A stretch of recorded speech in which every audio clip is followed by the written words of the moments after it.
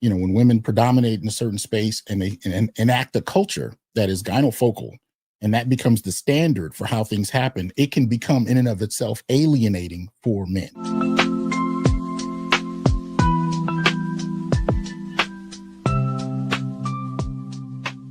Let's start with, you mentioned education and the overwhelming percentage of teachers being women or female. Mm-hmm. A lot of ladies, and even some men that may side with the ladies, that think that, well, what's the issue with that? Like, people get to choose what profession they want to take, and they became teachers. So what's the issue with having such a heavy percentage of overwhelming majority of teachers being women? What could possibly be an issue? Well, the people that predominate in a given space tend to set the culture, and this is what Helen Andrews was speaking to, really. And she was talking about, when women predominate in a certain space and they enact a culture that is gynofocal, and that becomes the standard for how things happen, it can become in and of itself alienating for men, right? So if you go back to teaching, if the majority of the teachers, especially, the lower grades you go from kindergarten upward, are female, then the culture tends to, especially the pedagogy, tends to respond in that way, tends to function in that way. And boys find that their rates of punishment go up. Detention, expulsion, these kinds of things tend to go up. And then, of course, when you start talking about medication, when you start talking about treatment for behavior, you notice that those things tend to go up as well. Very different if you go to Nation of Islam schools where they have male teachers and male classes, for example, very different response to the students, that whole kind of thing. So the people in the room tend to set the culture of the environment, and the culture of the environment more than often tends to benefit those that reflect the people in the room, and it operates very differently for those outside of that.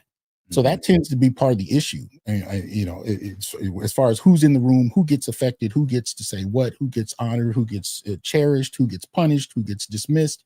And we've seen this across race. I mean, we've seen the study a couple of years ago where they actually tracked the eye movements of teachers in K through 12 classrooms, K through 6, I believe. And they were looking at which people they pay the most attention to, which children, and it tended to be Black children, especially Black male children. Right. But these were coming from mostly white female teachers. And so you see in the dynamic of and that was in terms of a punitive treatment, right? You see who they acknowledge as a problem, who they acknowledge as those who are doing well, and I witnessed that, with my own son growing up, in these environments. So the people in the room have a great deal of impact on who gets to do well, who gets to excel, and who doesn't. And that becomes a conversation unto itself. The other part of the problem is, and this is coming from many of the young male teachers I've dealt with, I too had this experience when I was teaching K through 12 in the 1990s. Often the culture can be very hostile to Black men moving into teaching in a predominantly female space. One of the things we noticed is that the first things that would happen is they would often take the most challenging male students and put them all in the same room with whoever the male teacher is coming in. And many of us had these kind of experiences. You had difficulty getting support. You had difficulty, enacting programs and ideas you might have to help with the kids. But they kind of, if you were a male teacher coming in, they'd send you all the male students that were a problem, and then just kind of leave you to your own devices to deal with it, whether you were trained for that or not.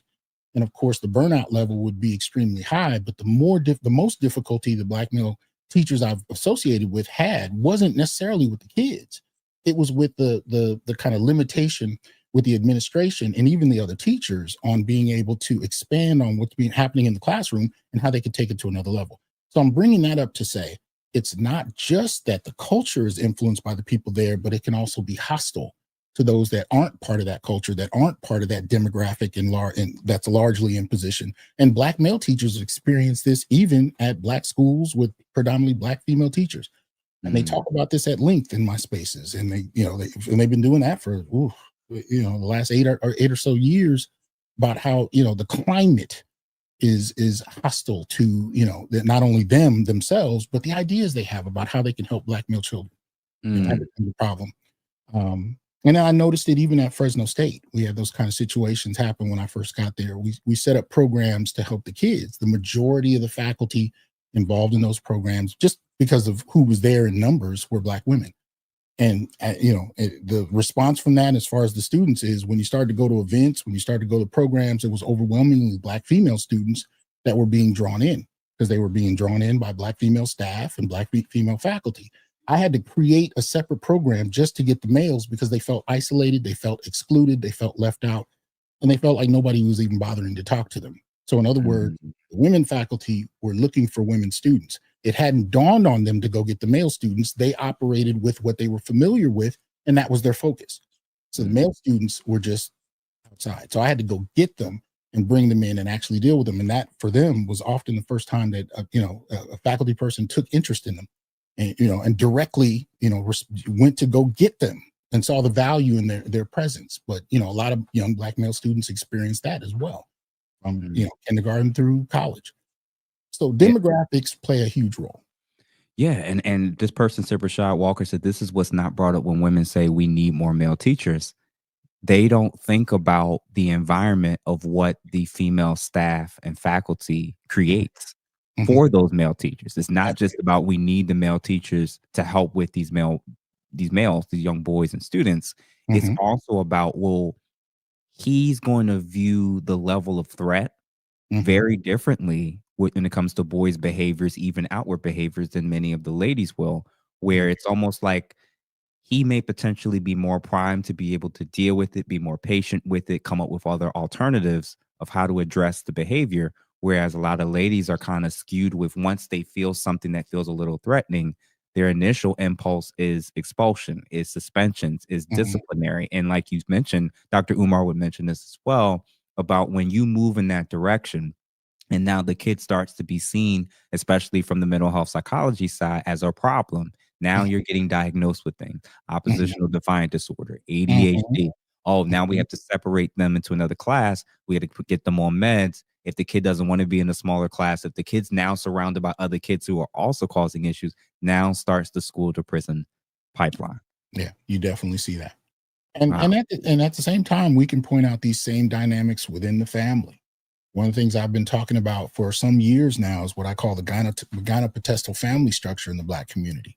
And that's basically female headed households, even within the same family, like where family is kind of like a satellite. You got the grandmother, who's the matriarch of the family, her daughters, having their own households where they are in charge of their households. And what you see in those spaces are boys that are expected, of course, to follow and do what they're told and so on and so forth. But the idea is that you still have this predominantly female-led space in, Mhm. in terms of these environments within these households.